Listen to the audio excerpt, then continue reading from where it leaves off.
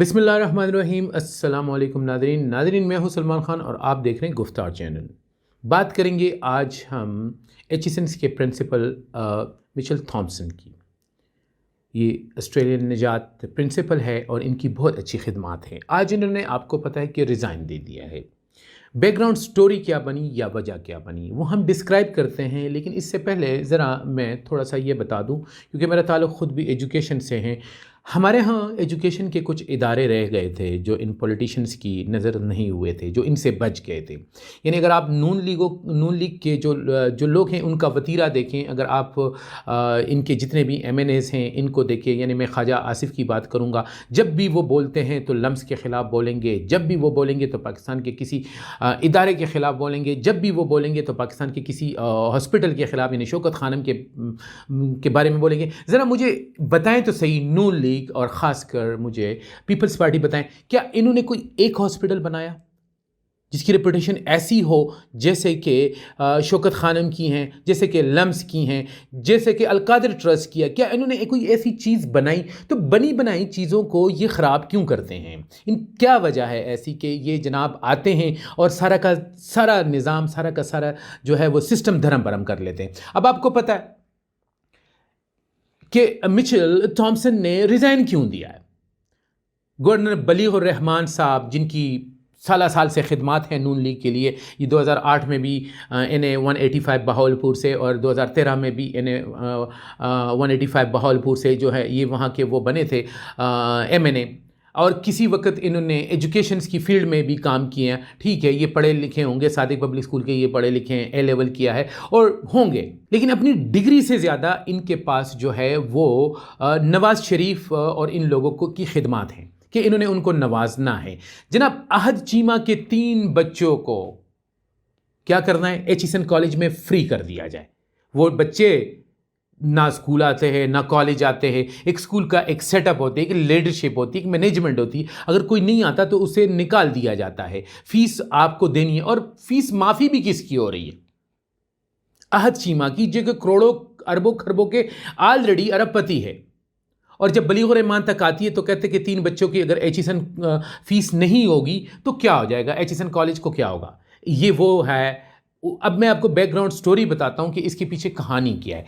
Actual में कुछ अरसे के पहले बलीगुर रहमान साहब, क्योंकि ये बहुत बड़े, अब मैं क्या कहूँ उनको, मरियम नवाज़ के करते धरता है, उनके लिए सब कुछ किया। तो मरियम नवाज़ को ज़रा नवाजने के लिए और उनको और ज़्यादा प्रोटोकॉल देने के लिए उन्होंने कहा जी एचिसन कॉलेज में जिन लोगों की जो ग्रेजुएट्स हुए हैं आपने जाके वहाँ पर उन्होंने इनको आपने जनाब आपने सर्टिफिकेट देने, सनतें देनी है।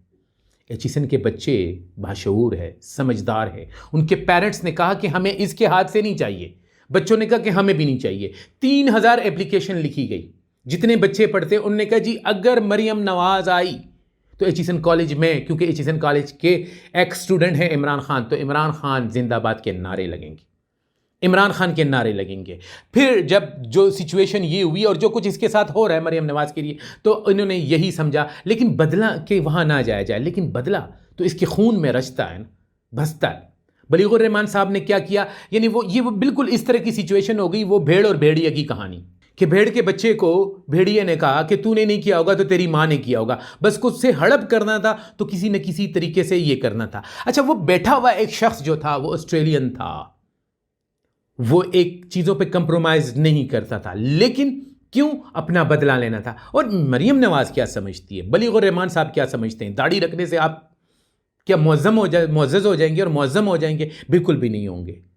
अब समझ आ गई ना, आपके करतूत आपके साथ जाएंगे। कम से कम मेरी सिर्फ और सिर्फ ये इल्तिजा है, बड़े दुख के साथ ये विलॉग कर रहा हूँ कि कम से कम एजुकेशनल इंस्टीट्यूट्स को बाहर रखें, और मरियम नवाज़ को चाहिए ना करें इंस्टीट्यूशन। देखिए इंस्टीट्यूशंस में ख़ासकर तालीमी इदारों में वो लोग जाएं जिनके पास तालीम हो, जिनको पता हो कि कंजंक्शन क्या होती है, जिनको पता हो कि ग्रामर क्या होती है। कंजंक्शन और ग्रामर का किसी तरह से भी इससे कोई ताल्लुक नहीं होता ज्योग्राफी से। जिनको बात करनी आती हो, जिनको तमीज़ हो, जो एजुकेटेड लोग हो, जो सिर्फ 3rd डिग्री लेकर, तो वो कॉलेजेस के अंदर वो किंग एडवर्ड, मेरे ख्याल से किंग एडवर्ड मेडिकल कॉलेज की भी खैर नहीं आने वाले वक्तों में। एचिसन कॉलेज को तो ऐसे हो गया, उसके बाद केंट एडवर्ड मेडिकल कॉलेज, और वो लम्स में गए थे वो एक साहब, क्या नाम है वो, काकड़ को कुछ इस तरह से थे, काकड़ साहब, जो यहाँ से बैठ के थे, ठीक है ना, और जब बात करते थे, so I know that you can told me, वो भाई जब आपको इंग्लिश नहीं आती, if you can't speak that, so talk to the people, to the student in Urdu and tell them, उन्हें बताएं कि I can't speak that, we have our own language so we can even talk. आप लम्स के पास जाते हैं, ठीक है ना, and I am the product of that, वो भाई, ठीक है ना, जब उससे उसको क्वेश्चन किया कि आप यहाँ क्यों ले आए, क्या लेने आए, वाई यू कम हियर, क्या वजह है, तो जब ऐसी जगहों पे आएंगे तो ऐसे ही होगा। आप एक तालीमी इदारा खोलिए, और नाम मैं सजेस्ट करता हूँ, उसका नाम रखिए पटवारी गवर्नमेंट हाई स्कूल, या मरियम नवाज हाई स्कूल, या कोई मरियम के नाम से, या कोई नवाज के नाम से। ये दानिश से आपका क्या ताल्लुक है? दानिश का मतलब पता है आप लोगों को? दानिश का मतलब अक्ल होता है, विजडम होता है, जो यहाँ नहीं है, आप में नहीं है वो। बीबी आप प्लीज़ आप कीजिए, ठीक है ना, आप ऐसे ही चले जाया करिए, जेल में चली जाया करें, वहाँ देखा करें उसकी अच्छा नहीं, क्योंकि आने वाले वक्त में इंशाल्लाह आप वहाँ होंगी, उसको अच्छा करें, उसको इक्विप्ड करें। कोटलखपत जेल को हो सकता है आने वाले वक्तों में आप वहाँ हो, उसके अंदर एसी लगाएं, उसको खूबसूरत बनाएं और उसको अपने मुताबिक करें, क्योंकि आपके पास दो ही जगह है जहाँ पर आपको हिसाब देना है, एक पाकिस्तानी अवाम के सामने, तो आपका मुकद्दर आप समझ सकती हैं कि क्या। देखें, सीएम बनने से इंसान वाइज नहीं हो जाता, इंसान बड़ा नहीं हो जाता। प्राइम मिनिस्टर 4 दफ़ा बने या 5 दफ़ा बने, इंसान बड़ा नहीं हो जाता, रहता वो वैसा ही है। खुदा के लिए मेरी आपसे रिक्वेस्ट है कि तालीमी इदारों को बख्श दीजिए, बच्चों को तालीम हासिल करने दीजिए। बच्चे खुदा की कसम आपको देखकर खुश नहीं होते। आपने उन बच्चों की शक्ल देखी जिनसे आप मिलती हैं, उनकी शक्ल बता रही होती कि आप क्यों आई हैं। तो तालीमी इदारों को बख्श दीजिए, वो बलीगुर रहमान हो, वो शहबाज शरीफ हो, वो नवाज शरीफ हो, वो ऐसी किसी ना पोल्ट्री फार्म में चले जाया करें। आपको पता है कुकड़ियाँ कैसे पाली जाती हैं, उनको दाना कैसे खिलाया जाता है। आप ऐसे ही किसी ऐसी जगह पे चले जाया करें, आप किसी मेकअप के उसमें चली जाया करें कि जहाँ पर ये प्रोडक्ट्स मिलते हैं, मुझे तो उनका नहीं पता, और आप उनकी एडवर्टीज़मेंट करें। किसी पर्स की दुकान में चले जाएं, किसी जूतों की दुकान में चले जाएं, और उनसे बात करें कि जी 8 लाख का 26 लाख का पर्स, और इस तरह की बातें करें। ये स्कूल वगैरह ये आपका काम नहीं है। आप देखें ना, वो कौवा हंस की चाल चला, अपनी भी बुला बेटा। इमरान खान की पैरोडी ना करें, छोड़ दे। वो जो था वो रहेगा, वो है और वो होगा। आप इस तरह की एक्टिविटी करके वो बन नहीं सकते। तो खुदा के लिए जो तालीमी इदारे हैं, because I am also kind of teacher, तो मुझे पता है कि वहाँ पर किस किस्म के लोग आते हैं, वो किस किस्म की गुफ्तगू करते हैं, किस किस्म की गुफ्तगू शनीद करते हैं। आप ये टिकटॉक वाली वज़ार-ए-आज़म जो है वो वहाँ तक महदूद रहें, लेकिन ये इस तरह की चीज़ें एक्टिविटी ना किया करें। और ये देखें, वो शख्स ऑस्ट्रेलिया का है, वापस जाएगा।